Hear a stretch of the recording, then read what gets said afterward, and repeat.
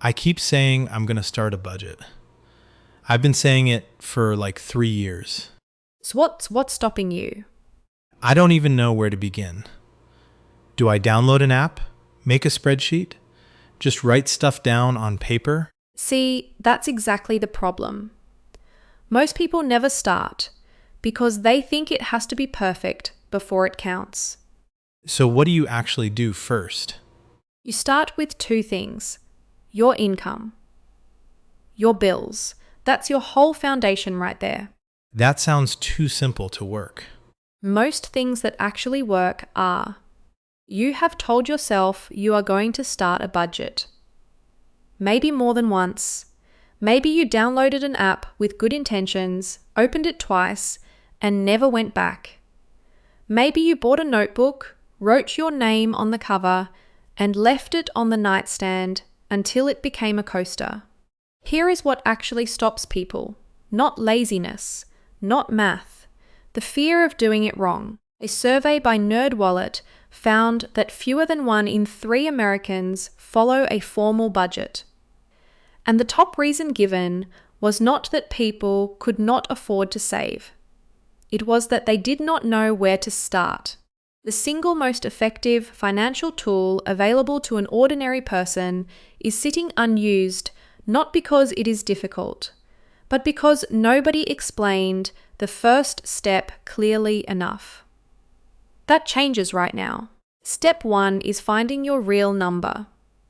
Not your salary, not the number on your job offer letter, your take-home pay, the amount that actually lands in your bank account on payday. After taxes, after Social Security contributions, and after any automatic retirement savings deductions. For most Americans, that number is noticeably smaller than they expect. Households consistently overestimate their monthly available income because they are mentally using their gross pay instead of their net income.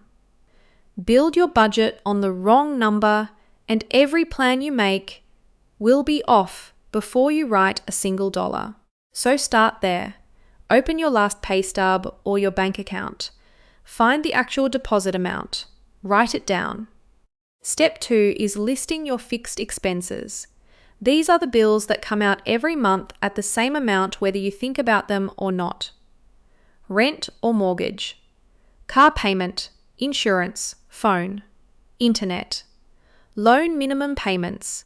Do not go from memory. Pull up your last 2 bank statements and look.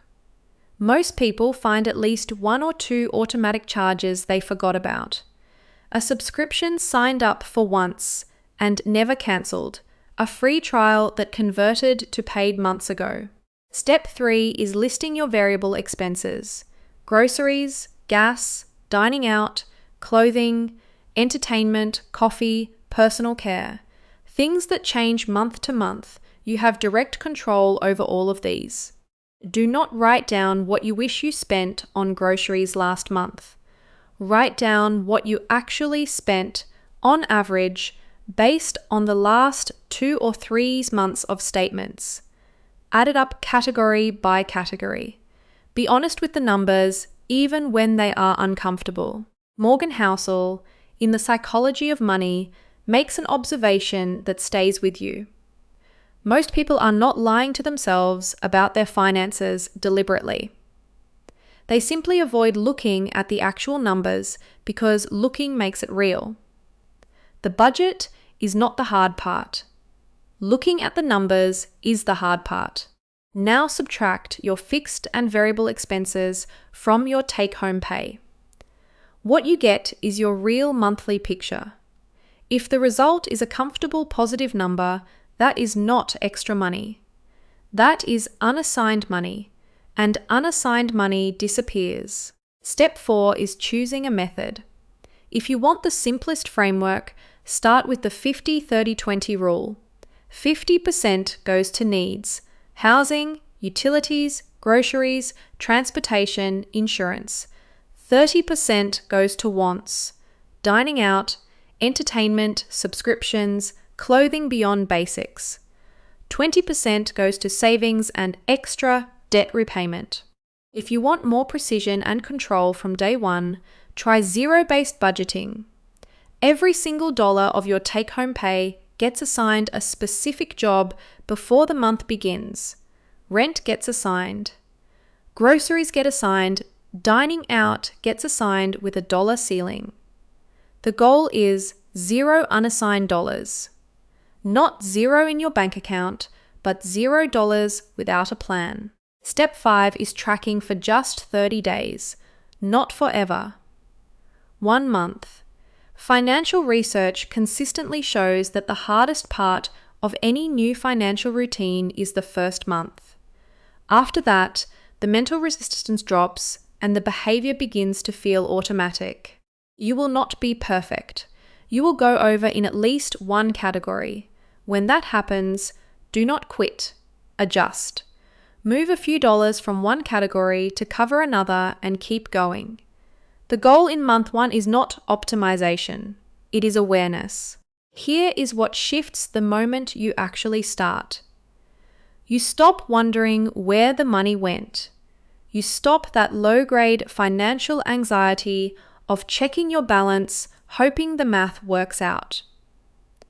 You stop treating your account balance like a budget, which was the whole problem from the beginning. Dave Ramsey has said for decades that a budget is telling your money where to go instead of wondering where it went. That sentence sounds obvious.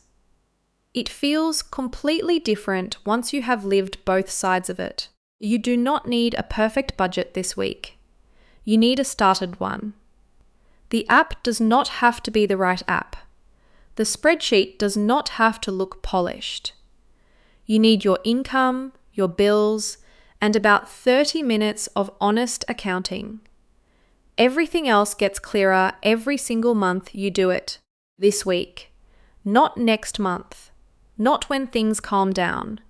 This week is the right time, because next month you will say the exact same thing you said last month.